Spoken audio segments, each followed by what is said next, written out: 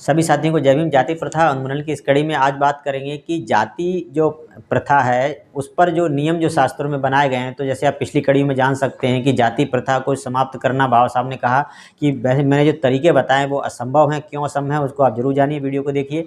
इसके अलावा जो पिछले कड़ी में ये बताया कि जो शास्त्रों में भी इसको रोका गया है कि आप इस पर तर्क नहीं कर सकते, भले चाहे कितना भी गलत लिखा हुआ है या तर्क, मान लीजिए चलो दो शास्त्रों में भी नहीं आप जो है तुलना कर सकते। श्रुति और वेदों में, मनुस्मृतियों में या कहीं पर भी जो है पुराणों में, अगर उनमें भी अगर कहीं जो है भेद है उस पर भी तर्क नहीं कर सकते। मतलब पूरी तरह से तर्क के सिद्धांत को, विज्ञान और सत्य के सिद्धांत को, आपकी बुद्धि को पूरी तरह से जो रोक दिया गया कि आप इस पर जो है तर्क नहीं कर सकते। लेकिन बाबा साहब कहते हैं कि जो आज की कड़ी में जो है, जिस पर हम चर्चा करेंगे, कि फिर भी कुछ ऐसी जगह हैं जहाँ पर जो है तर्क जो है उनका या जो भी इनके सिद्धांत है, जाति व्यवस्था वहाँ भंग भी हो रही होगी ना, थोड़ी सी जो छूट दे दी जाती है और उसको जो है उसके लिए एक प्रायश्चित का भी नियम बनाया गया है। वह नियम क्या है तो जानेंगे आज की कड़ी में।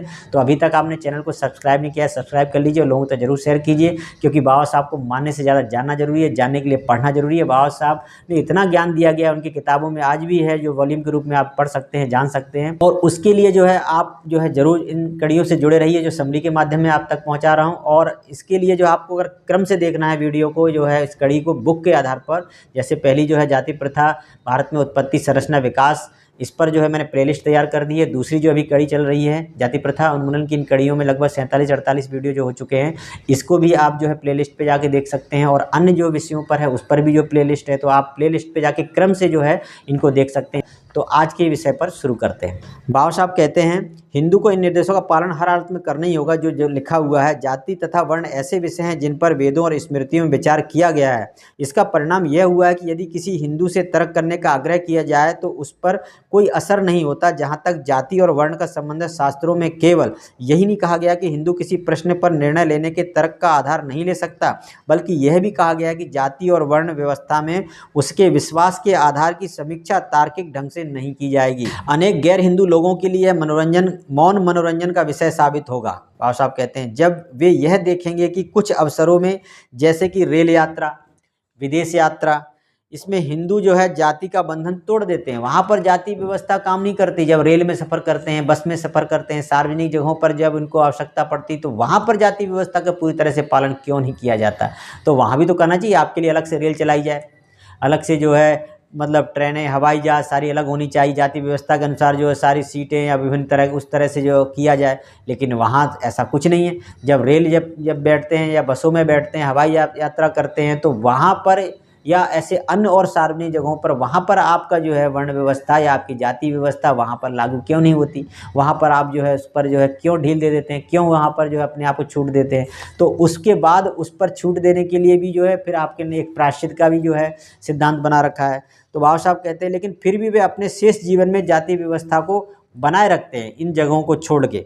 तो वहाँ पर जो है और जगह प्रयास करते हैं। यदि इस घटना की व्याख्या की जाए तो ज्ञात होगा कि हिंदुओं की तर्क शक्ति पर एक और नियंत्रण है। मनुष्य का जीवन सामान्यतः आभ्यासिक तथा अचिंतनशील होता है। किसी धर्म, विश्वास या ज्ञान के कल्पित रूप के संबंध में सक्रिय, संगत एवं श्रमसाध्य विचार की दृष्टि से चिंतनशील विचार यदा कदा और केवल धर्म संकट में ही किया जाता है। जो चिंतनशील विचार होता है, यहाँ पर लागू नहीं होता जो है सारी जातीय व्यवस्था को, तो वहाँ पर वो चिंतन करते हैं, उस हिसाब से तर्क करते हैं, वहाँ पर जो है वहीं पर ही लागू होता है। बाबा साहब कहते हैं तो इस तरह से जो है यदा कदा जब धर्म संकट जो आ जाता है, वहाँ पर किसी हिंदू के जीवन में रेल यात्राएं, विदेश यात्राएं वास्तव में ऐसे ही धर्म संकट होते हैं। ऐसे अवसरों पर किसी हिंदू से यह आशा करना स्वाभाविक है कि वह अपने आप से यह पूछे कि जब वह सदैव जाति व्यवस्था का पालन नहीं कर सकता तो वह जाति व्यवस्था को मानता ही क्यों, जब यह इन जगहों पर भी या ऐसी जगहों पर सदैव पालन नहीं कर सकता। लेकिन वह यह प्रश्न आप अपने आप से नहीं करता। वह एक कदम पर जात पात को तोड़ देता है यहाँ पर, और दूसरे कदम पर कोई प्रश्न उठाए बिना उसका पालन करने लगता है। ऐसा आश्चर्यजनक आचरण करने का कारण शास्त्रों के नियम में मिलेगा, जो उन्हें निर्देश देता है कि उसे यथासंभव जाति व्यवस्था का पालन करना चाहिए, जितना हो सके उतना करना चाहिए, 99.99%। अगर फिर भी अगर कहीं नहीं हो पाता तो वहाँ के लिए फिर क्या है, तो वहाँ पर कहते हैं और पालन ना करने की स्थिति में उसे प्रायश्चित करना चाहिए। अगर 1% ना भी कर पाए इन ऐसी जगहों पर तो उसका प्रायश्चित करना चाहिए। तो प्रायश्चित के शेष सिद्धांत के अनुसार शास्त्रों ने समझौते वाली भावना का पालन करते हुए जाति व्यवस्था को हमेशा के लिए जीवन दान दे दिया। यानी जाति व्यवस्था कभी भी समाप्त नहीं होगी, क्योंकि वो खत्म होगी नहीं।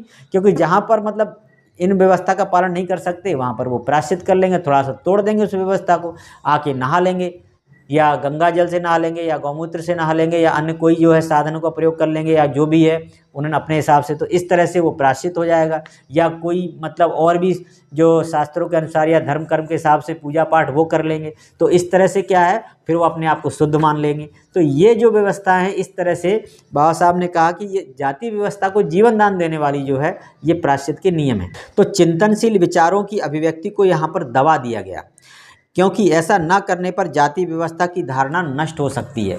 तो इसलिए जो है ये प्रायश्चित के नियम जो बनाए गए, जाति व्यवस्था जो है अगर थोड़ी बहुत कहीं पर इसको तोड़ा भी जाता है तो फिर से जो है वो पालन कर लिया जाता है प्रायश्चित के आधार पर। तो कभी भी जो जाति व्यवस्था को जो है समाप्त करने का जो अवसर आता भी है, तो चिंतन करने का अवसर आता है, तर्क करने का अवसर आता है, तो उसको भी जो खारिज कर दिया जाता है। तो इस नियम के आधार पर बाबा साहब ने कहा, मुझे लगता है कि जाति व्यवस्था भारत में जो समाप्त करने का जो तरीका है वो असंभव प्रतीत होता है। तो मिलते हैं अगली कड़ी में, आप जुड़े रहिए इन कड़ियों से, जाति प्रथा उन्मूलन की। सभी साथियों को जय भीम।